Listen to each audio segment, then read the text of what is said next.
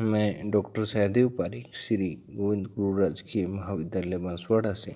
विद्यार्थियों, आज हम बीए प्रथम वर्ष के समाजशास्त्र विषय के प्रथम प्रश्न पत्र में आज के प्रकरण द्वैतिक समूहों के प्रकार्यात्मक और अप्रकार्यात्मक पक्ष या इसके गुण दोषों के विषय में चर्चा करने जा रहे हैं। विद्यार्थियों, पूर्व के वीडियो में हमने द्वैतिक समूहों के कुछ उदाहरणों के साथ आपको द्वैतिक समूह की अर्थ और परिभाषाओं के बारे में बताया। स्कूल, कॉलेज, राजनीतिक दल, मजदूर संघ, स्वैस, राष्ट्र आदि को हमने द्वैतिक समूह के उदाहरणों के रूप में आपको बताने की कोशिश की। आपको बताया गया था कि इन समूहों की सदस्य संख्या हजारों लाखों तक हो सकती है। इसमें साधारणतया संचार के माध्यम से सदस्यों के संपर्क स्थापित होते हैं। द्वैतिक समूहों में जो है वो घनिष्ठता का अभाव पाया जाता है। इन समूहों में व्यक्ति को नहीं बल्कि उसके कार्य को महत्व दिया जाता है और सभी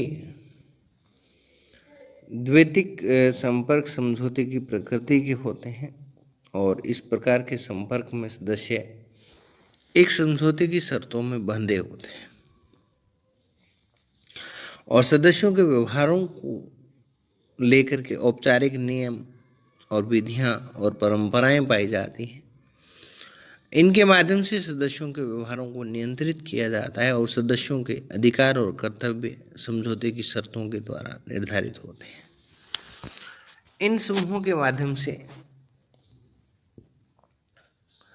जो संगठन होता है वो योजनाबद्ध प्रकार का होता है और विशेषताओं में हमने कहा था कि जानबूझ करके उद्देश्य प्राप्ति के लिए संगठित समूह होते हैं, द्वैतिक समूह, और इन समूह के सदस्यों का एक दूसरे को व्यक्तिगत रूप से जानना अनिवार्य नहीं है और संचार के साधनों द्वारा सदस्यों के बीच संबंध जो हो स्थापित होते हैं और इन समूहों में शारीरिक निकटता का जो है वो अभाव पाया जाता है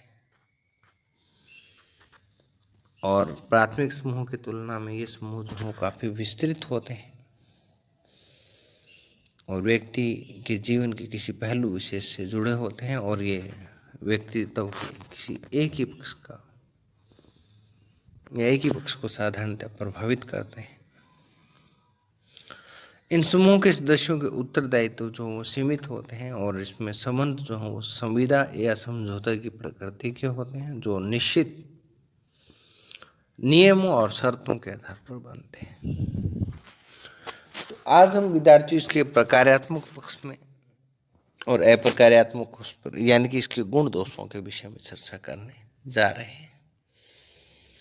सभ्यता का जैसे जैसे विकास हुआ, किसी भी सभ्यता की बात करें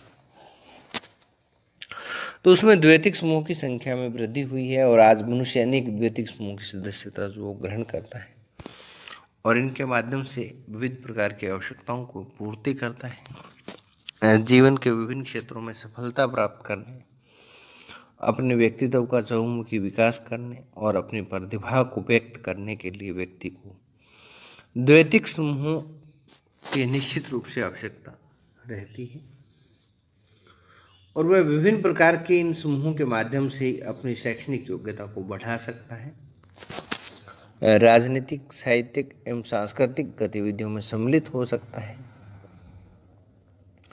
व्यक्ति द्वैतिक समूहों के माध्यम से विशेषीकृत ज्ञान प्राप्त कर सकता है। वकील, डॉक्टर या प्रोफेसर या अन्य किसी पद पर पहुंच सकता है और इसी संदर्भ में हम द्वैतिक समूहों के प्रकार्यात्मक पक्ष का मतलब होता है भी किसी भी संगठन के द्वारा, किसी भी इकाई के द्वारा संगठन को बनाए रखने में जो योगदान दिया जाता है वो हमारी समाजशास्त्रीय भाषा में प्रकार्य कहलाता है। गणित की भाषा में कुछ इसके अलग मीनिंग होते हैं। तो आज हम द्वैतिक समूह के प्रकार्यात्मक पक्ष यानी कि इसके लाभों पर, इसके गुणों पर कुछ चर्चा करेंगे। तो पहला तो ये है कि सामाजिक परिवर्तन और प्रगति में सहायक।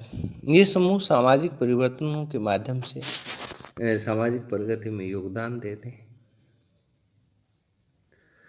इन समूहों के प्रभाव से व्यक्ति का तार्किक दृष्टिकोण जो बढ़ता है और व्यक्ति तार्किक दृष्टिकोण को अपनाता है और भाई भतीजावाद की बंधनों से कुछ सीमा तक मुक्त होता है और प्रथाओं और रूढ़ियों और अंधविश्वासों से छुटकारा प्राप्त कर इन समूहों में व्यक्ति विभिन्न प्रकार के विचारों से परिचित होता है, उन्हें ग्रहण करने का प्रयास करता है।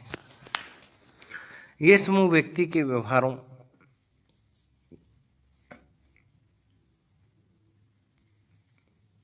और साथ व्यक्ति को प्रतिस्पर्धा की ओर प्रेरित करता है और उसे आगे बढ़ने को प्रोत्साहित करता है। भविष्य के प्रति आशावान बनाने का कार्य भी इन समूहों के द्वारा किया जाता है और अपने प्रयत्नों के आधार पर नवीन परिस्थितियां या हैसियत अर्जित करने के लिए नए नए अवसर प्रदान इन समूहों के द्वारा व्यक्ति को किया जाता है। व्यक्ति में जागरूकता पैदा करने का काम द्वैतिक समूहों के द्वारा ही किया जाता है। ये समूह जो है वो व्यक्ति और समाज में जागरूकता उत्पन्न करने में काफ़ी महत्वपूर्ण योगदान देते हैं। ये व्यक्ति में विवेक को जागृत करते हैं, तार्किक दृष्टिकोण अपनाने में उसकी सहायता करते हैं और इन समूहों के माध्यम से व्यक्ति में अपने अधिकारों के प्रति सजग रहने की भावना का विकास होता है। इन्हीं समूह के माध्यम से महिलाओं को भी प्रगति करने का अवसर जो मिला है। श्रम विभाजन और विशेषीकरण और श्रम को प्रोत्साहन। विभाजन समूह के जितने भी लोग हैं उनमें समूह के कार्यों का विभाजन वो श्रम विभाजन। विशेष योग्यता धारी व्यक्ति द्वारा विशेष प्रकार के कार्य को संपन्न किया जाना श्रम विशेषीकरण कहलाता है। और ये समूह जो है वो द्वैतिक समूह जो है व्यक्ति को श्रम के महत्व से परिचित कराते हैं और उसे कर्मठ बनाते हैं। श्रम का पुरस्कार देकर उसे प्रयत्न करने के लिए प्रेरित करते हैं, अधिक मेहनत के लिए प्रेरित करते हैं, श्रम के लिए प्रेरित करते हैं और ये समूह व्यक्ति में जोखिम उठाने की क्षमता का विकास भी करते हैं। उसकी गतिशीलता में वृद्धि करते हैं। इन समूहों के माध्यम से व्यक्ति में उदारता और सहिष्णुता का विकास होता है, क्योंकि जब द्वैतिक समूह में व्यक्ति एक से अधिक लोगों के साथ या बहुत सारे लोगों के साथ मिलकर के रहता है, काम करता है, तो द्वैतिक समूहों की सदस्यता से व्यक्ति बदली हुई परिस्थितियों के साथ सुगमता से समझौता और समायोजन कर लेता है। द्वैतिक समूह श्रम विभाजन और विशेषीकरण को महत्व देते हैं, जिससे व्यक्ति के ज्ञान और कार्यकुशलता में वृद्धि होती है। सामाजिक नियंत्रण में सहायक। आज के जटिल औद्योगिक समाजों में सामाजिक नियंत्रण की जो बड़ी समस्या है और सामाजिक नियंत्रण जो है वो इन समूहों के माध्यम से ही किया जा सकता है। प्रथाएं, परंपराएं, रूढ़ियां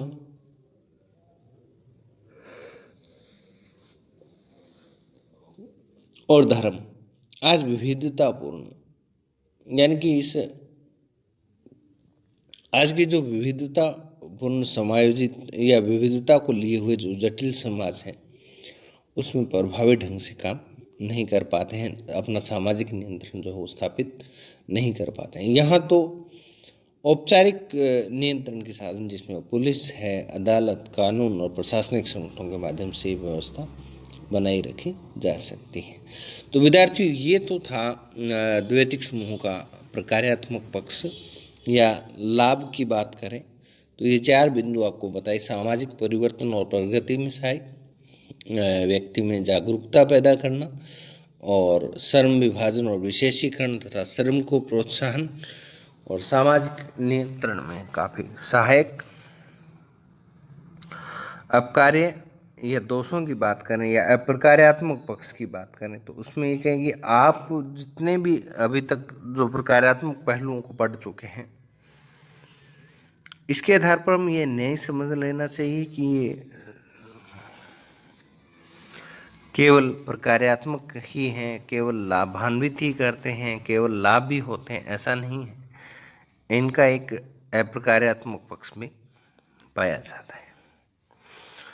यानी कि द्वैतिक समूह जो है वो पूर्णतः निरापद नहीं है और औद्योगिकरण और नगरीकरण और जनसंख्या के बढ़ने के साथ साथ महानगरीय क्षेत्रों में द्वैतिक समूहों के योग से वृद्ध समाज या मास सोसाइटी जो उभर करके सामने आई है।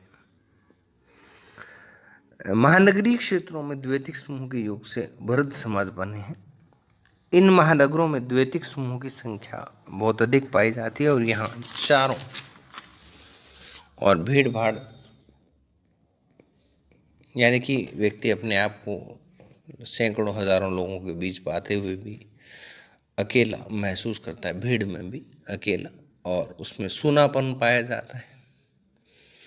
उसे कहीं भी आत्मीयता नहीं मिलती और वहाँ सर्वत्र संबंधों में घनिष्ठता की कमी उसे दिखाई देती है। व्यक्ति समाज में रहता हुआ भी अलगाव एलिनेशन महसूस करता है और वहाँ व्यक्ति यह अनुभव करता है कि उसका कोई नहीं है, सब पराये हैं और परिचित होते हुए भी वह अपरिचित है। और यहाँ स्वार्थ के कारण व्यक्ति एक दूसरे से जुड़े हुए हैं। द्वैतिक समूह के प्रभाव से पड़ोस और परिवार भी अछूते नहीं रहे। यहाँ भी व्यक्ति अपने स्वयं के हितों को प्रधानता देने में लगा हुआ है और उनमें व्यक्तिवादिता जो है वो दिनों दिन बढ़ती जा रही है। ये सारी स्थिति व्यक्ति में घुटन पैदा करती है, मानसिक असुरक्षा उत्पन्न करती है। वह अनेक प्रकार के तनावों और कुंठाओं से ग्रसित रहता है जो कि विघटनात्मक तत्वों को या विघटनकारी तत्वों को जन्म देती है, पारिवारिक संबंधों तक में शिथिलता लाती है।